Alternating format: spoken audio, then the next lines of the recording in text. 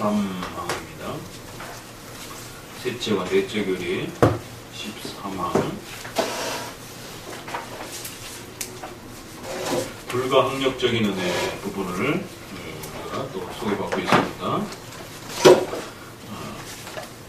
인간의 힘으로 조절하고 또 선택할 수 있는 그런 저항할 수 있는 은혜를 알미니안주의자들이 가르쳤다면 우리 장로교는 인간이 저항할 수 없는 그런 강력한 능력으로 우리를 죄에서 끄집어내 주셔서 우리를 구원하시는 성령의 절대적인 그런 은총과 그 힘을 우리는 또 고백한다는 것이죠. 그래서 이런 부분을 잘 구별해서 보시고, 불가항력적인 그 강력한 은혜라고 해서 강제적으로 믿게 하는 그러한 방식의 개념을 말하는 건 아니라는 것이에요.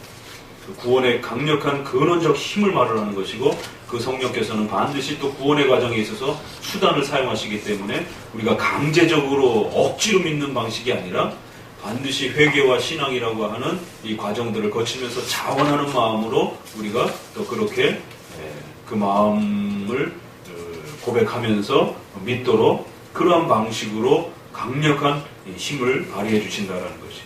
그래서 마치 이 불강력적 은혜를 갖다가 억지로 강제로 믿게 하는 은혜 뭐 이런 식으로 오해하면은 큰일 납니다.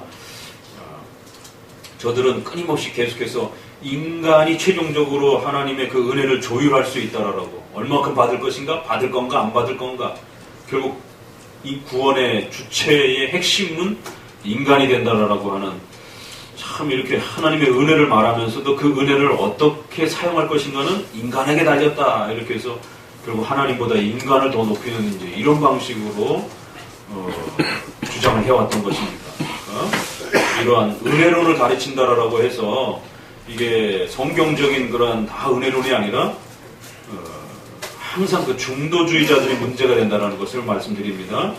초대교회 때도 어거슨과 펠라기우스가 싸울 때 그 중간에 있는 자들이 반반 섞어가지고 하나님의 은혜 반, 인간의 행위와 공로로서 반. 그리고 로마 카톨릭 종교개혁 시대 때도 루터와 칼빈의 입장이 하나님의 은총으로 인한 구원, 로마 카톨릭은 반반, 그 다음에 또 펠라기우스주의 입장을 따르는 형태가 있었고, 그리고 나서 100년 뒤에 도르트 총회의 입장이 있었고, 거기에 알미니안주의자들이 있었고, 또 펠라기우스주의자들이 있는 것이고, 오늘 우리 시대도 역시 마찬가지로 정통 칼빈주의와 장로교와 개혁신앙을 가르치는 오로지 불강력적 은혜를 통해서, 전적인 은혜를 통해서 구원받는다라고 하는 이런 가르침의 구원론이 있는가 하면, 대부분의 또 많은 한국교회 설교들이 은혜 반, 인간의 행위와 공로 반, 그리고 뭐 지금도 영향을 끼치고 있지만 김세훈 박사라고 하는 또 이런 분을 통해서 세관점 학파라라고 하는 바울의 전통적 관점이 아니라 새로운 관점이다 그래서 이러한 율법적 언약 관계에 있어서 인간 편에서도 최선을 다해서 그 언약적 관계를 유지해야만이 칭의가 취소되지 않는다라고 하는 이런 기가 막히고 정말 황당한, 그러나 그게 로마 카톨릭적 구원론이요, 반펠라기우스, 혼합적 펠라기우스적 입장이요, 도르트에서 읽는 알미니안주의 입장이라는 거죠. 시대가 바뀐 게 없어요. 내용은 똑같아요. 결국에는 반반으로 가는 것인가, 아니면 정통 형태의 온전히 칼빈주의적 방식에서 설교했던 오로지 하나님의 은혜로 구원받을 것인가. 그 차이점들이 비슷한 단어를 쓰고 비슷한 문장을 쓰지만 결론이 다르다라는 겁니다. 그래서 세밀하게 잘 그 문장과 단어가 어떻게 구성되는지 그거를 익혀놓으셔야 됩니다. 13항 같이 읽어봅니다. 신자들에게 성령의 사역의 움직임이 이 세상에 완전히 이해될 수 없다. 그럼에도 불구하고 하나님의 은혜로 이 모든 일이 신자로 하여금 그들을 믿고 사랑하도록 하기에는 충분하다. 지난번에 이제 우리가 그 성령의 불가항력적 은혜가 인간이 구원으로 나오도록, 하나님께 나오도록 어떤 구원의 수단들을, 또 신앙의 수단들을 사용하시는지를 함께 봤어요. 그래서 중생, 거듭남이라는 게 도대체 뭔가, 이제 이런 것도 같이 또 살펴봤고요. 그래서 중생이란 불강력적 은혜를 통해서 우리를 중생케 하시는, 우리를 거듭나게 한다라고 하는 것은 무슨 어떤 신비주의자들처럼 몸에 전기가 오고 그러는 것도 아니고 또 로마 카톨릭처럼 뭔가 어떤 종교적인 어떤 도구와 물품을 손에 쥐어야 되는 것도 아니고 그건 반드시 마음에 대한 문제라는 거예요. 그래서 악한 마음이 선한 마음으로 바뀌어지는 거예요. 그래서 우리의 생각과 우리의 의지 속에 하나님의 말씀을 가르쳐주고 깨우쳐서 이해하게 만들고 동감하게 만들고 거기에 공감을 가지고 또 그걸 좋아하게 만들고 그래서 그의 의지가 바뀌도록 마음이 바뀌도록 변화하는 그 전체 과정을 중생이라고 그러고 또 우리가 그러한 자신의 마음 변화된 마음을 외적으로 고백하는 것을 회개요 믿음이라 이렇게 표현을 하는 것이 이런 수단을 전부 사용하신다라는 것이. 그러니까 이런 과정이 참 우리가 이해될 수 없는 많은 부분들이 있어요. 성령의 강력한 내적인 힘으로 우리를 새롭게 그 마음이 새롭게 태어나는 거예요. 그래서 우리가 새 사람이 되었다 이러는 겁니다. 근데 그 우리의 악한 마음이 언제 바뀌었는지 잘 몰라요. 그러니까 세대주의는 또 그 약점을 그런 그 인간의 약점을 파고들면서 너 언제 예수님 믿었어? 너 언제 세례 받았어? 너 언제 구원 받았어? 그런 것도 모르면서 어떻게 그리스도인이라고 그래? 그럼 너 지금 당장 죽으면 지옥 갈 것 같아? 천국 갈 것 같아? 이런 식의 이제 그런 약점을 파고들면서 마치 그런 어떤 변화의 시점을 우리 인간이 그걸 정확하게 깨우치고 있어야만이 구원을 받는 것처럼 또 그런 식으로 파고든 게 구원파예요. 그래서 말 그대로가 구원파라고 하는 게 구원의 그 특징의 몇 가지를 갖다가 집중적으로 그렇게 변형시켜버린 것이에요. 자, 그래서 그런 성령의 아주 내적인 우리의 마음을 불가항력적 은혜를 통해서 우리 마음을 새롭게 태어나도록 내가 목사님 설교를 듣고 내 마음이 바뀐 건지 내 마음이 바뀌어서 설교가 들어오는 건지 이게 참 구별하기 어려운 그런 내적인 그런 역사 또 내가 신앙을 고백할 때 하나님이 나를 자녀로 삼아준 건지 자녀로 삼아주신 그 역사의 은혜가 내 입술을 통해서 이게 표출이 되어진 건지 우리가 구분을 못한단 말이에요. 그게 무슨 시간을 딱딱 정해놓고 이렇게 이루어지는 그런 방식이 아니라 다만 우리는 회개하고 믿음을 고백하는 그 정도의 외적인 표현을 통해서 그걸 인지하는 정도이지 우리 마음의 그 다양한 변화와 성령의 그 다양한 역사의 그 흐름들을 추적하기가 굉장히 쉽지 않다는 거예요. 그거를 자꾸 물질적인 어떤 외적으로 보이는 형태로 자꾸 뭐 기계화식으로 만드는 게 그게 기복주의의 이제 은사주의, 체험주의라는 거예요. 그 성령을 그렇게 물질과 에너지로 오해를 하게 만들어 놓은 거죠. 그러나 이제 이건 참 신비로운 부분들이 있지만 이제 이렇게 또 성경에서 가르쳐주는 구원의 수단과 과정을 우리가 무시하지 않고 그 절차를 따라서 잘 우리가 예수님을 고백하고 믿고 그러면 충분하다라는 거죠. 이 불가항력적 은혜가 어떻게 나타난지 내가 어떻게 믿는 자로 바뀌었는지 내가 택자인지 이런 거 어떻게 압니까? 교회적 질서를 잘 쫓아오라는 거지. 그래서 교회가 정해준 질서를 따라 설교를 들으시고 은혜의 수단인 설교를 들으시고 그러면 죄인인지를 깨닫고 회개하시라는 거예요. 예수님 믿으시라는 거예요. 그럼 믿는 자로서는 어떻게 해야 돼요? 또 주일 예배 드리고 주일 성수하고 또 성찬의 은혜를 통해서 또 여러분의 은혜의 수단들을 또 세례 받으시고 그럼 그런 모든 부분들 하나하나가 여러분이 하나님의 택자요 하나님의 백성이라고 하는 강력한 그 확증을 만들어주기에 충분하다라는 거예요. 여기다 뭐 이마에다가 딱지 이렇게 나 택자요 하고 이렇게 안 붙이고 다녀도 카톨릭처럼 면죄부 지갑에다가 넣고 다니지 않더라도 그러한 성령의 역사가 하나님이 세워주신 또 유형적 교회와 은혜의 수단과 이런 영광으로 하나님의 또 도구들을 통해서 충분하다. 자, 14번 읽습니다. 그러므로 믿음이란 하나님의 선물이며 깨닫고 자기 뜻을 따라 왔거나 거부할 수 있는 하나님께서 제시한 정도의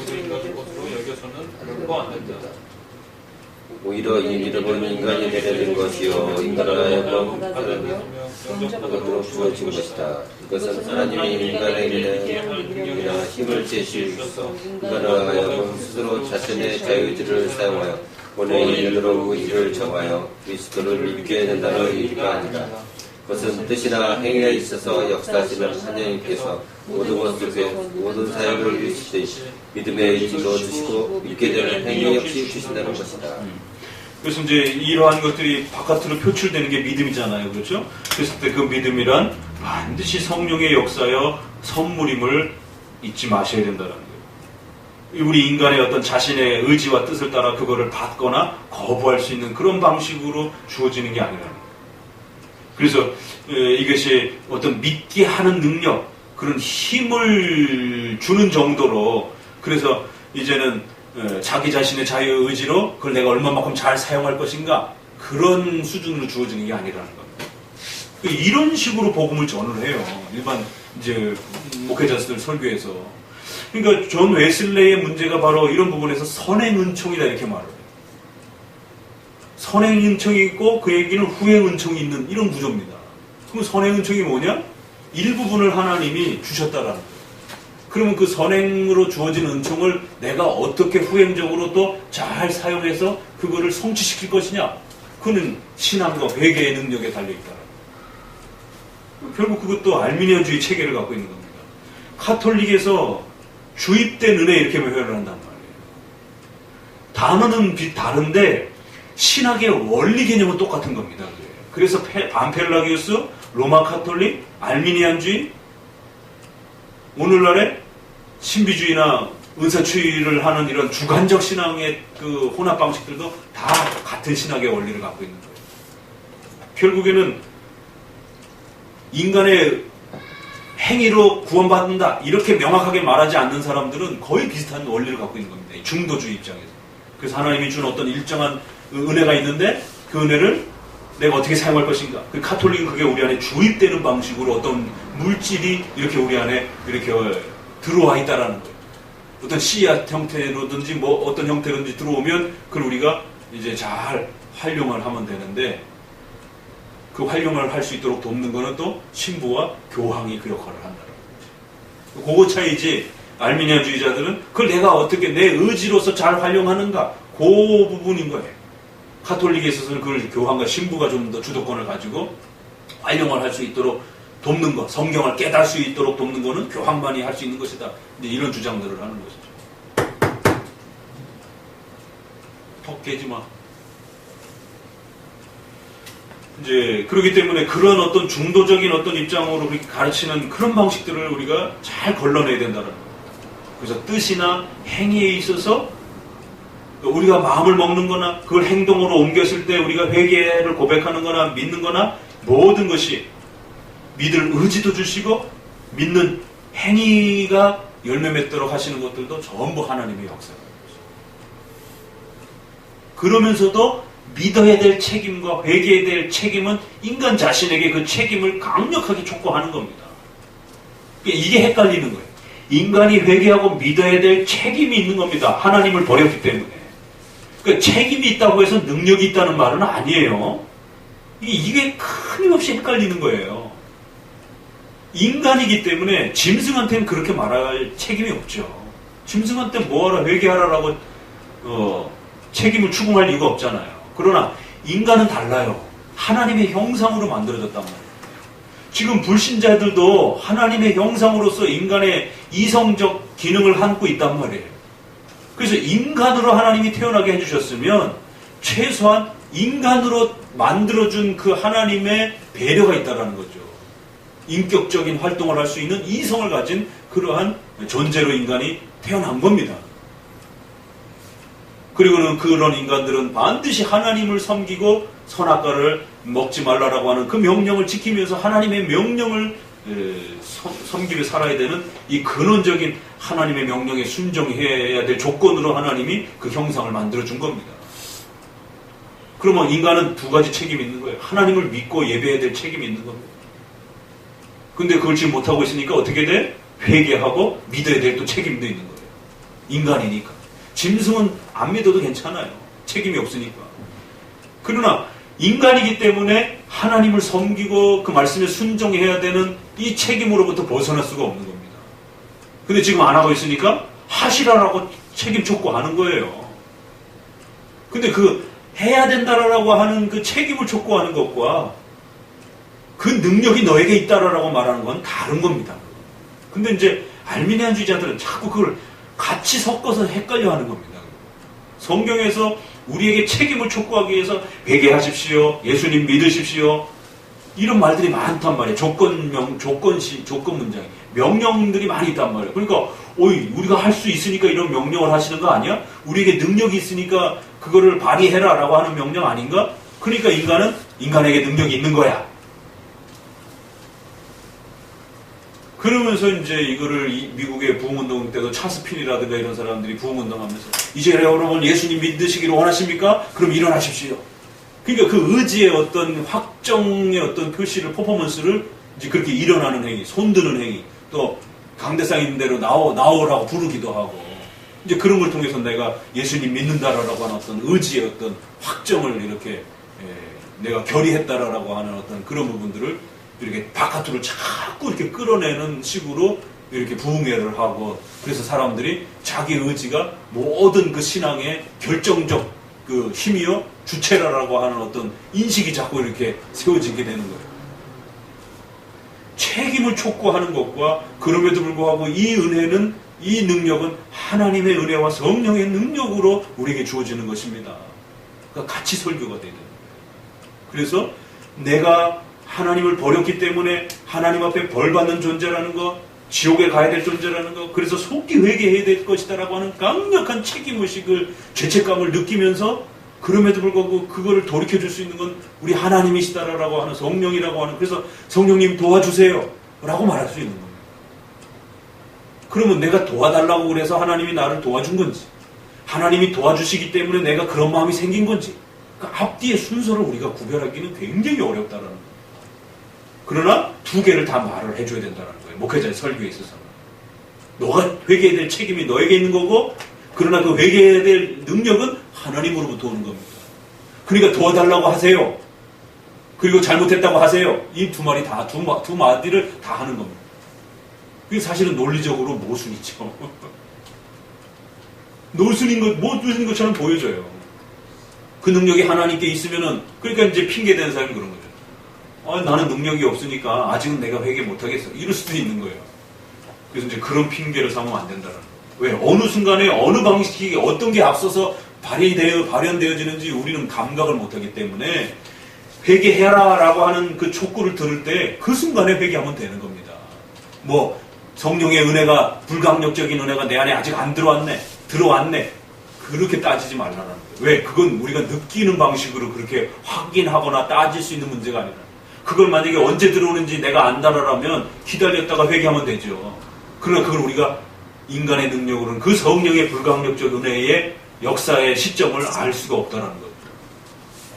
그러니까 성령의 능력이 있니 없니 하면서 따질 문제가 아니라, 그건 하나님 앞에 도와달라고 요청을 하고 그저 내가 잘못한 것에 대한 죄책감에 대한 문제만 생각하시면서 설교를 듣고 초청받을 때 잘못했습니다라고 회개에 대한 책임을 지시면 되는 거예요.